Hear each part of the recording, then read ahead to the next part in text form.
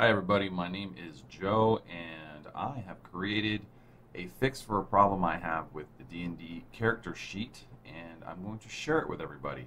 I have dusted off my ancient PowerPoint skills and made a little presentation for you. If you don't like the pumpkin, too bad because I don't like being on camera. So let's just jump to it and we'll start talking about why I made this new character sheet. What can I do on my turn? That is the number one question that I would like to solve.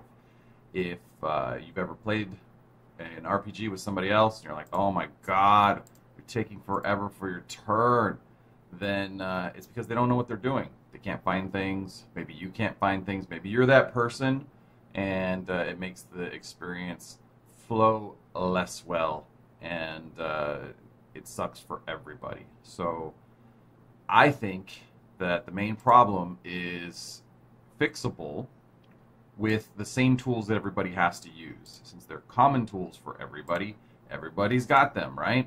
So I think that's where the solution should be found. At least a minor one. Speed things up a little, make things a little better.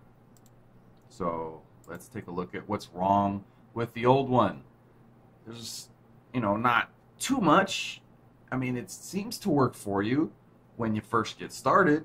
There's lots of little places for you to look on it and enter in your little fields and write everything down.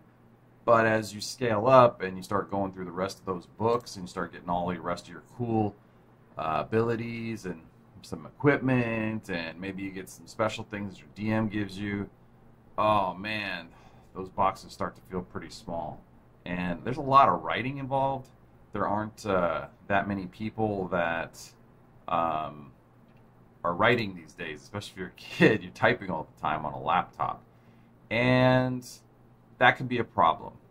Well, they do make, here, you can go into the official D&D page and you can download a PDF version of the character sheet, which is pretty much the same thing of what I'm showing you here. They might update it a little bit depending on what version we're currently at. But they're not going to update it the way that I'm going to do it. They're not going to make it so that you can change the shape of the fields. They're not going to make it any way so that you can even probably change the fonts. And it's only available as a PDF. And a PDF isn't editable very well. And you've got to go find Acrobat, try to print it. Maybe you got something in your web browser that'll let you make some changes to it, or just open it so you can print it off. And you use some pencils and things, but I'm one of those folks who's got arthritis, so I'm not going to be writing a whole lot. I have a split keyboard that makes life easy for me, and I don't have to sit there and find a bunch of erasers and things like that. So I think there's plenty of cool things that you can do here in the 21st century that the Dead Tree version that has been modified here does not allow you to do. And that's what I'm going to work on. You need to accomplish some goals. Number one, maintain all the functionality of the original character sheet. It must work. Then you have to eliminate as much table tracking as possible. Table tracking, I mean, as you're going through and you're flipping things around. Where did I put this on the table? I don't know where things are. Oh, what page is this? Oh, I need to find that spell. I need to find this thing. I need to find that thing. Oh, what can I do on my turn again? Oh, it's right here. You know what I mean? Like, just let's get some simple tools that help people out and have as much of it on the sheet as possible. Then we have the answer to what can I do on my turn? You level up and you get some neat things, and now you can take actions, reactions, bonus actions in response to things that happen in your world with your character that don't fit in the boxes anymore. And if it was simply put, and you didn't have to keep flopping things around to figure out what your class can do, and etc., you might be able to quickly answer, what can I do on my turn? Then you need the elimination of outside reference material. Where did you get your stuff from? Well, there's lots of different places you can do that, right? Like these days, the biggest things on Kickstarter are D&D books. They're blowing out the records left and right. Maybe you want to use some of them, right? Maybe that you want to go and explore all the different wonderful worlds that other people have created. For example, on the example classes that I'm going to be using for this, they come from Kibble's Tasty. I'm going to be looking at his occult class. And you can just go onto his webpage, kthomebrew.com or whatever it's at currently, depending on what year you see this, and you can pick up the occult class for yourself. If you go down and look around, he's got right there, like classes. You go, bam, classes. And he's made all these classes for you. And you see how it says full class PDF? You just click on it, and it's there. It's yours. You can do whatever you want. He's doing a dog right there. He's got some books that he already made. But he's not the only person. You can go to the Unearthed Arcana page for Reddit. You can find all kinds of cool things in here. And it's a wonderful resource for you. Then there's the Dungeon Masters Guild that D&D wizards, etc. puts out themselves. You got all these different things that are out there. And you probably have a couple of these mithril sellers, adamantine sellers, gold sellers, whatever, and you've been wanting to use them for a long time, and you can't. Why can't you? Because the tools that you have available to you are not helping you out. So that's one of the major things I want to be able to accomplish, is being able to take your outside references wherever you get them from, and you can fully utilize them in the new character sheet. And the fiddly rules, some of them are easier for software to help you with, help you find, and etc. And other ones you're still going to have to look up. But if there's a new way of presenting those fiddly rules to you, then you can help yourself, you can help the GM, you can help whatever, and make it work. And then I think there's some ways to make it easy to change the shape of the fields as you grow. So if you need some more space in one thing and you don't need it in another, fantastic. Then you just make the change. And you can do it quickly and easily with just 1 or 2 clicks. I hope that is the goal of what I'm trying to do. And you can make a decision of whether or not I've achieved such a goal by the time you get to the end of that video. So let's do a quick and dirty comparison. So if you have trouble seeing this, I am recording it in 4K, so you should be able to look it up and go from there. I show you here, it says page 1. I have multiple pages. For D&D, they give you maybe a front and a back and a spell sheet. That's about as good as it's going to get. I have expanded that out. If you follow along with me and what those pages do, then you'll see the need for them and how to utilize them, and how, even though it's more pages, it should make things quicker for you. As you can see, it's generally laid out the same. On the left-hand side, you have all of the stats that you've got, and your bonuses, proficiency bonus numbers, and all that kind of fun stuff. Cool. That part's great. Should seem similar. However, I've reorganized the stats so that they are organized next to the stat that they represent. So you won't be looking for acrobatics at the top in the same, athletics, acrobatics, all that kind of stuff. Athletics is at the top now because the strength is at the top. And then since Dex is the next one down, then you're going to get like animal hand, blah, blah, blah. Acrobatics and sleight of hand and everything like that. So as you move down on the left-hand side from strength, Dex, constitution, intelligence, wisdom, charisma, and if you had anything else, then the stuff that associates with that stat will go with it.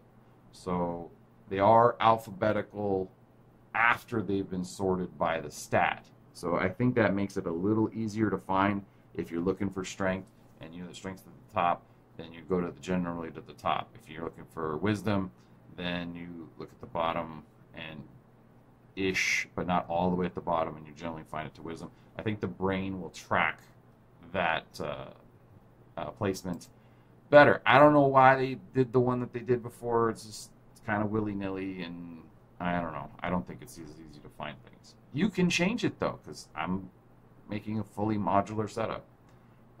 There's some other things that you won't find on the regular sheet. If you had damage immunities or resistances or anything like that, then there's a little place at the bottom for you. So that part's pretty cool. There are places for language, there are personality traits, all that kind of stuff is the same. And I'll get into it a little bit more later. I don't want to go over everything now because you probably can't see it all, so that would be pointless. But just to say that most of the stuff you see on the old sheet is there. Everything should be there, and there's some changes, but it should lay out basically the same, so it should feel familiar. And the second one, this is the extra page that D&D will give you, and basically you could make 50 of them and have to write into it if you wanted. I gave basically the same info there, but anything that you type in on mine in the first page will move over to the second page automatically. So you'll see like zeros in it right now. That's just from the example because I left it blank. But if you typed in your character name, every single sheet, it'll just magically pop up. If you use the proficiency bonus, you can just type in proficiency bonus and it'll go everywhere. That's one of the cool things I've allowed you to do. Okay, moving on to another sheet. So I've added these extra sheets, one of which is got on the left-hand side a little map of the body. So if you wanted to know where you could put your armor or what's armored, unarmored, etc., then there is a space for you to say what's on your torso, what kind of earrings, whatever you're doing, along with attunement. So if you have a class that allows you to attune to more than 3 things, then you can still type that all in and it won't be a problem. There is also room for your weapons, so you can make that bigger if you want, and keep all your weapons there that are options. You can say stuff for your mounts, you can do whatever you need to, and your AC little button there on the left hand side will adjust as you adjust it on the main page so that it will be consistent between each page, which is nice. Having it automatic is nice. Then on the right hand side, I just give you a lot of blank spaces to be able to write in whatever features and anything you want. It might seem like there's too much space, but as you start leveling up, especially if you get to 20, you're going to need more, and you can print off more and it won't matter. You can duplicate in Excel, which is the software I'm going to be using, and it is freely available to you from Excel Online, so you can use it for free too. If you prefer to use Google Sheets or some other LibreOffice or anything like that, then it's a common file format, and you can do that too. I have also made a new version of the spell sheet, so it has all the same stuff there, but through the tricks that I'm going to utilize, you will be able to make spell cards.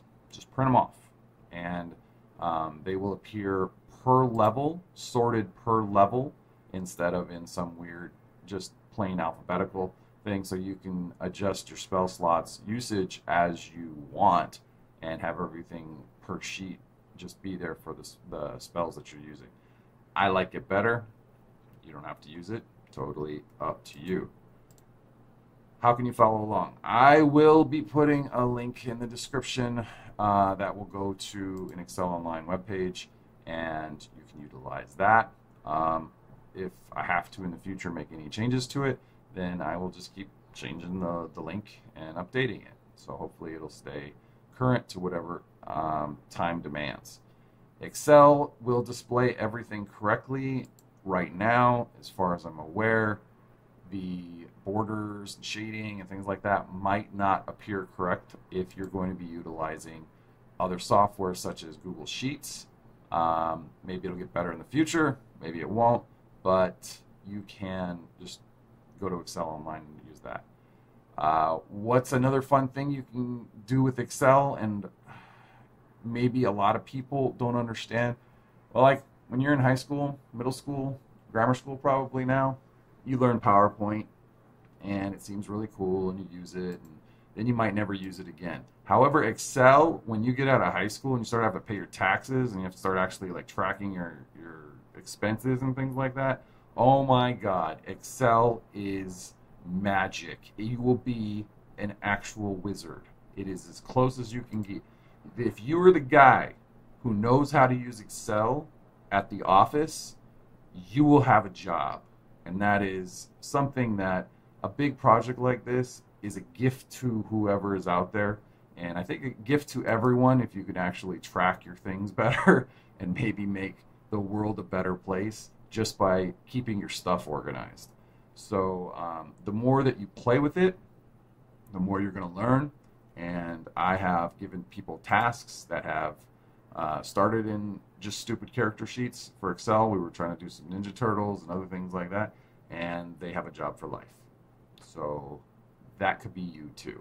So, hey, learn a few things, use a few things. This is a tool, and this is a tool that you can apply to the 21st century. As a favor, make sure you go into File and Save As. When I first tried to put this out for people, they kept saying, oh, you're not giving me edit privileges. You don't need edit privileges. Download it and upload a copy of it for yourself, and then you won't need it. I have to leave it unedited where no one else can make changes to it so that everyone can have a fresh copy. So download it, go to File, Save As, make your own, and if you can, save it twice so that you always have a clean copy for yourself as well. All right, those are just some things to use your brain for. Okay, not everybody understands Excel. Not everybody understands how it's going to work. And I will show you real quick. Let me make sure that I have the blank one going. This is what it will open up as in 2024 before anything else comes out. Okay, it just looks like a spreadsheet that you don't know what to do with. This is a blank canvas, however, and can be turned into something like this. How will you do that? Notice there are squares. Notice there are rectangles. Notice that squares are tiny. Notice the rectangles are big. Okay, so then that is the first thing that we need to make a change to. We will be making adjustments to the size of the row height and column height until it looks right. Okay, so if we take our blank Excel sheet, if you were to click up in a corner and everything turned one color, great, and we right click, oh, I don't know why it's not showing it on the screen, but if we right click the way that it's described and go to column widths, and why don't I just change it over, that's a problem with OBS, not a problem with other things. So I made it possible for you to be able to see here. Go in and adjust the row height and the column widths, okay? And make them smaller, start at like 1 or 2, and move up in decimals, so like 1.1 or 0.5, until you get some little squares. Okay, if you want to do this for yourself, that's how I did it. Those little squares let you draw in little squares as you move the mouse around the screen. Then you will be able to hit certain buttons that, such as the, let's see if I can bring it up here for you. The one you see here, the little red thing. Okay, that is the merge and center button. So you can take any shape that's a square or rectangle that you want, and you can make it out of the merge and center button. Give yourself enough room to be able to type into it. So if you made little tiny squares, you want a really high resolution with little tiny squares, okay. Just make sure that you leave enough room for you to be able to type whatever thing that you need in, okay. So get a big nice area, click on merge and center, and you can undo it at any time by just clicking on merge and center again. Okay, those are some buttons that make you a magician. Then we have the way that the big strength of what I've used is called the name function. Let's go back into Excel in the big sheet. Okay, so you'll see it says A1 there in the corner. So the name of the cell that is being utilized here is A1. That one is B2. That one is C4. I mean, whatever one you want to use. It says it up here, right? It says it right there. But that doesn't need to be the name of it. If I name this to Chuck, then this will still be C3, but that'll be Chuck when I come back to it. So if I put the number 555 in here, and I put equals 7 plus Chuck, it's going to add that in. I can go back and create a name reference for anything. Okay, that is a huge part of how this is going to work. You're going to give names like proficiency bonus, armor class, strength bonus, charisma bonus. Things like that are going to be what we're going to use to create a more natural language to make it much, much easier for you to utilize this page and play D&D and do all that fun stuff. Okay, so let's go back to PowerPoint. And you can find all these adjustments and things that I've done in the name manager. So that is under formulas, as you can see there. It will pop up with the ribbon and the name manager will appear. That can be kind of hard to find. A lot of times it won't feel like it's where it's supposed to be because you'll be using a function or data is the ribbon that you're on using a lot of crazy things, and all of a sudden it's like, why do I have to go back to formulas? Well, that's where it's at. That's where you're going to find it. You'll notice that, you know, the strength bonus and all that I have there as an example. Well, let's go back over to my example one here. If I were to change this here, see how it says strength right there. If I were to go here, it says strength bonus. I can move this over a little more so you can see it. See, it says strength bonus. All right. There's also different calculations in the formulas over here that do different crazy things. So if you were to say change this to 15, it will automatically adjust it. Not just here. So I'll change it to 20 so you'll see again. See, it'll also make a change here. And I believe it was originally 10. Proficiencies, such as your proficiency bonus. This is for a level 20 character, so the proficiency bonus here is +6. That's going to automatically calculate based on the level. So the level here, let's say it's a level 8, everything switches down. But this one is a level 20. Okay? So that's how that part works. In the formulas, how it all sorts itself out is you have like there has an armor of 14 AC plus dex bonus. So equals plus dex bonus. That's what you're going to call it. That's what the name of it is already. And you can utilize that however you want. This gets a little bit tricky when you are going to be doing multi-classing. And that one you got to be kind of careful with and massage a little more. But it will work. Hit dice. So class 1 level. So when I say class level 1 is your main before you multi-class. If you were to multi-class out, the structure of this thing, that one you should change to a 2, make another sheet, and you can make another sheet by just right-clicking on the tabs for it and hit duplicate. For whatever reason, OBS doesn't show that. So, wonk wonk. But yeah, you can do lots of cool things. As I move through the tabs, like you can actually add a picture of your character. You can, like I changed the unarmed strike. I have a thing from Kibbles Tasty called stone forming. So if I punch, it punches with something else. I didn't put a lot of equipment in, but I did put in all of the class features and subclass features in places that would make it easy for me to find. All the spells that I want, you know, they show up here. Let me roll this back a little so you can see it easier. So all my cantrips and everything else. I have both a front and a back to all of the cards. So if you were to spill it over, then and you still wanted to print it, then you could do that as well.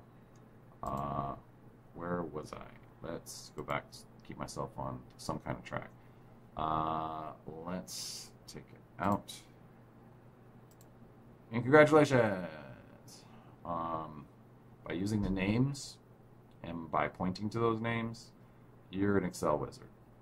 You can use pivot tables maybe in the future. The other secret thing is if you press Alt-Enter, it will enter a new line. Lots of people have a hard time with Excel because every time they hit Enter, it moves down to a new cell. So hit Alt-Enter, and then it will enter a new line for you as you're typing. You now are smarter than everyone in the office. Um, then you can edit the cells or you can lock them. None of them are locked right now. But if you did lock them, then they won't change, and then that will make it so that it's easier for you to make templates and things. I've already told you keep a clean backup copy, so try to do that. If you make it better, share it. I'm sharing it with you. I'm not charging you anything. I'm not asking. I haven't even asked you to subscribe because I know you're not gonna. I'm just saying if you're gonna do something, share it with somebody and make it free. I made it free to you. The only fair thing to do is to give something out to the community and maybe make it better. And then, by the way, you can take everything on this sheet and go use it with Pathfinder. You can use it with Deadlands. You can use it with whatever the hell you want, because you can make adjustments in the same way and just use my examples as a means to make it work for you. I don't care. I just want things to be better, so share it. If you want to, after you're done with this and you're messing with it and you're excited about what else can Excel do, go take a damn class at a community college or do something online and learn more about it. I'm not trying to sell you Excel. I'm trying to sell you a character sheet, but I'm just saying for your life, any use of spreadsheets, however you want to use them, is going to make it easier for you. You can also import external data, which is not something I want to get involved in right now because with SRD, OGL, blah, blah, blah, all that crap, and then copyrights for all the other things that you might use. I don't want to be the one distributing that, but there are tabs in Excel that allow you to pull external data so that you can take, let's say, an item inventory. Let's say all the stuff from the SRD, whatever the current thing is for spells, and you can pull it from drop-down menus. That's possible. It doesn't take a whole lot to be able to do that. I just don't want to be the one responsible for it. I'm giving you the base level, and then you can go from there. And congratulations with your new Excel-based Technomancy Wizard subclass that you were a part of. All right. Complete a character sheet. Take it from your wherever your source is, even if it's the player's handbook or whatever it is. Give credit to anyone. So this is copyright kthomebrew.com. This was the occultist one that I started with, and just start entering in your data. Make your character just like you would normally with the normal dumb sheet, and start filling things in. What type of equipment do you get? Well, go to the player's handbook and figure it out. What are your stats going to be? What's your class? What's your race? Whatever. You want to call it race anymore? You want to call it species? Change the name of it. Do it on your first page. Okay. And then, yeah, so this is a little bit more description of what a completed one at level 20 looks like. So on the second page here, you see how much is typed in? That was just for additional traits, feats, and that kind of thing. I made it so that you can change the fonts as well. If you're dyslexic and you need to change it to a dyslexic font, do that. But you should be able to point to, you see where it says cauldron? So if we go back to Excel and I click on cauldron, if I don't lose my mouse, okay, character name. So equals character name, it says character name here. If I go here, go there, equals character name. Okay, right there, equals character name. That's all you have to do to get it to point from one thing to another. Hit escape so it doesn't go any other crazy places, and you'll be able to mess around with it. Okay, same thing ends up over here. Equal character name, equal character name, equal character name. That's the start. Okay, AC equal armor class. Okay, it'll point there. Strength bonus, dex bonus. I put them down here so that you could reference them on this sheet. All right, let's go back to what I was working on. So as it starts to fill up, you can finally move yourself down, down, down, and use up extra areas for treasure and all that kind of cool stuff. The torso, as you can see here, for leather armor and a breastplate. I've thrown those in there. It can get kind of small as you type, but adjust it as you want. undo the cells, pull them apart, move them around. You can do it any way you want, and rename them in the name thing. And there again, see, it's a full crazy ass 20th level thing. And this was just from the subclass stuff and the regular class stuff for the occultist. By the time you do the same on your regular ones too, then I mean, just the magic items you find and all the other crazy stuff, you might need several sheets. Just, you know, right-click, duplicate, and add more. Each sheet keeps its own variables. There are some global variables, but you can delete from one and it won't delete from the other by using the references and pointing back and forth. If you delete out of the front page, then you might run into some areas problem. But if you're just deleting from page 2, 3, 4, whatever, you can make duplicates and it won't cause any problems. Spell cards, when they all start to fill up. If you look, okay, when I talk about being able to adjust and figure out your own quick and dirty methods to things, I ended up with like a crazy amount of cantrips on this class. So as you can see on the left hand side, I've split it into extra fields, which wasn't a problem, and I even needed more space than that because this class is for some reason super cantrip heavy. I ended up with like 20 cantrips. So it might have just been the build that I chose, you know, whatever the deal is. And anyway, I just reused some space from the level 1 spells that weren't getting used.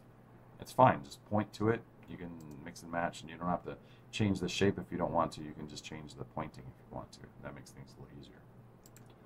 Okay, did I maintain all the functionality of the original character sheet? Well, yeah, everything's still there. The table tracking, there's a lot of space to copy paste things into. So anything that you copy paste into the character sheet will be instantly referenced, right? If you know where it is, so you don't have to keep going back and forth to other references. What can I do on my turn? Oh, man. So let me roll it back just a little bit. If you look down in the bottom left corner, actually, you know what? I'm going to bring it up in the Excel example to make you see it a little better. If you look right down here,